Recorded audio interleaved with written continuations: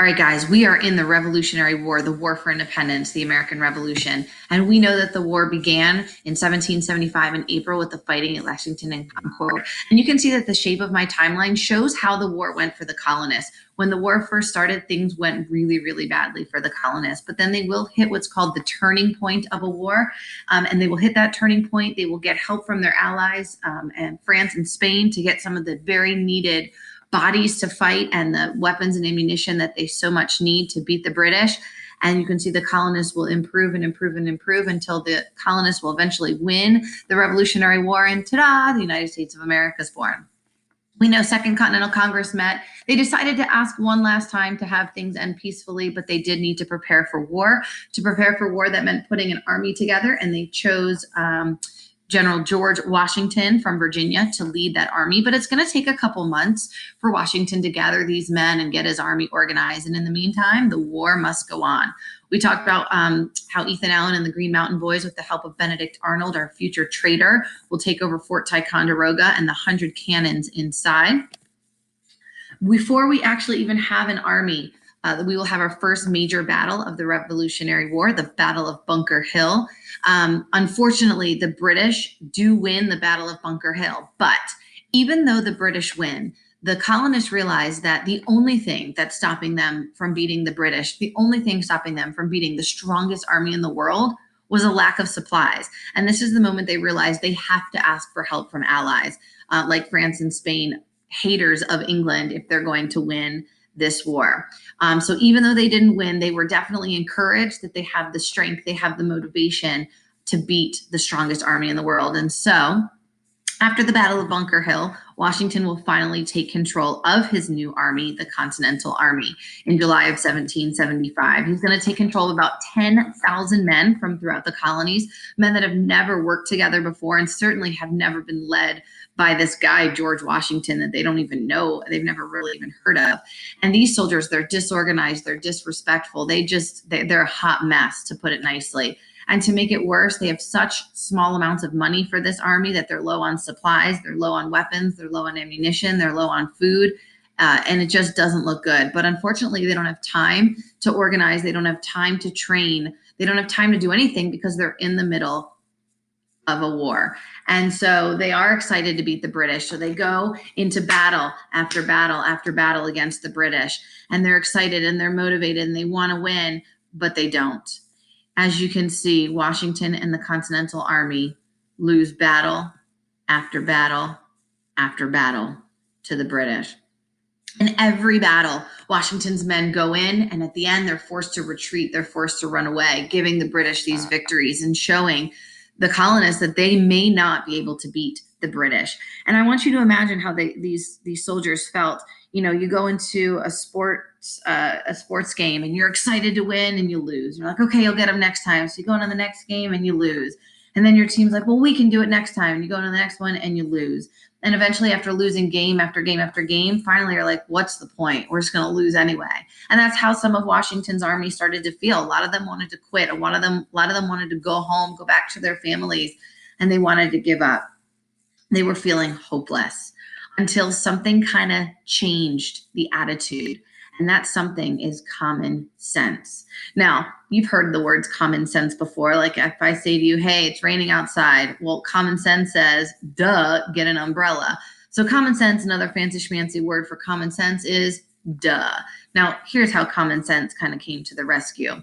There was this guy in the colonies. His name was Thomas Paine. And Thomas Paine wrote some of the ideas that he was thinking in a pamphlet, in a document, and he called this pamphlet Common Sense. Essentially, he was saying, by naming it that everything he's writing is something, duh, everybody should know. For example, he says, duh, KG3 is nothing but a bully. Duh, everyone should know that. He says, the colonists should rule themselves. Duh, everybody should know that. And finally, he says, you know what we need? We need a complete and sudden change in our government. That's a revolution. We need to get rid of the king in parliament and replace him with our own people. Duh, everyone should know that. And this started to get people thinking like, yeah, maybe KG3 is a bully. Yeah, maybe we should rule ourselves. Yeah, maybe we should have a revolution. That's where the name Revolutionary War comes in, getting rid of the people in charge and replacing them with someone new.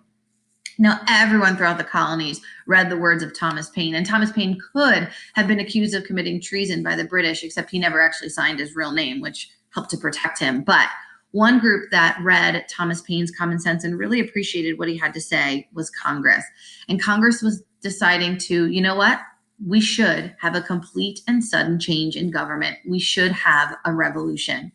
So Congress decided they needed to make it official. And so they decided to write a Declaration of Independence. Now, hopefully you've heard of the Declaration of Independence before, that document, but if you've never really thought about what that name means, declaration is just a fancy schmancy word for statement, and independence is a fancy schmancy word for separation. So essentially, Congress wrote a statement of separation. They wrote down on paper that they were going to separate and become separate from England, and they were going to become their own country and rule themselves.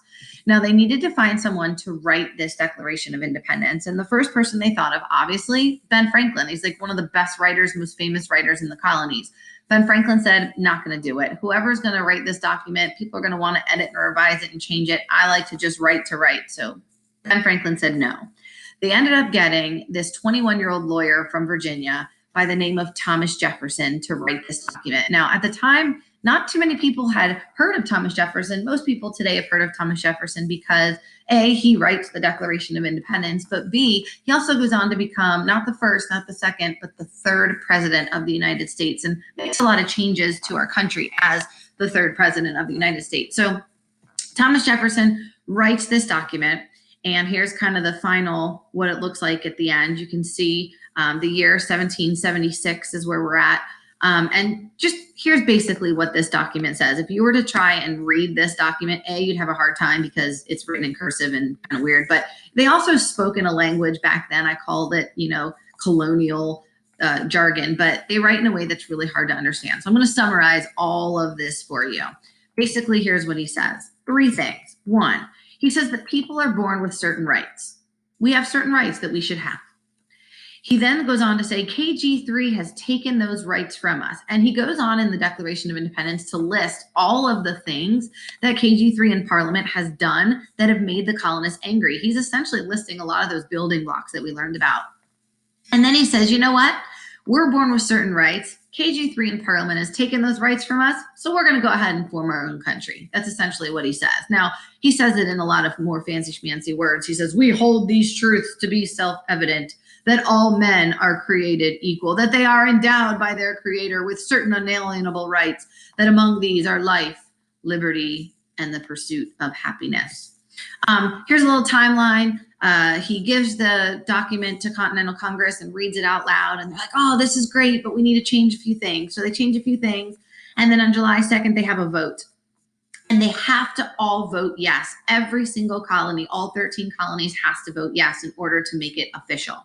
And so Congress votes on July 2nd, and they actually do. It's unanimous. They all vote yes, but they still want to make a couple more changes. So finally, on July 4th, 1776, Congress approves and signs the Declaration of Independence. Now, I'll show you here. This is the bottom of that document. This is where all of the members of Congress signed it. And you can see some names here. You can see Thomas Jefferson's name. You can see, but the first to sign this document and signed it the biggest was the president of Congress, John Hancock. And he signed it real big and said, I want to sign it big enough for KG3 to see all the way from England. You can see Benjamin Franklin's signature, and you can see the signatures of Sam Adams and John Adams. These signatures are organized by colony. So all of the Virginia colonists are here with Thomas Jefferson. All of the Massachusetts colonists in the Congress are here. But what ends up happening then on July 8th, the Declaration was read out loud in Philadelphia, and the Liberty Bell was rung. And then the very next day, July 9th, George Washington reads the Declaration of Independence to his army. Now, remember, his army's ready to quit. His army's ready to go home. And they hear the words that Thomas Jefferson wrote in the Declaration of Independence, and they realize something really important. That just writing these words down and signing them is not enough. I can write down the words. Mrs. Phillips is the leader of the intermediate school. But just writing those words down is not enough. And I can even sign my name, but that's still not enough. In order for the words of this document to become true, The colonists need to win the war. And so now Washington's army, the same army that was ready to quit, now has a purpose for fighting. They're not just fighting because they're angry. They're fighting because if they can fight and win, they can have their independence. They can separate from England and become their own country.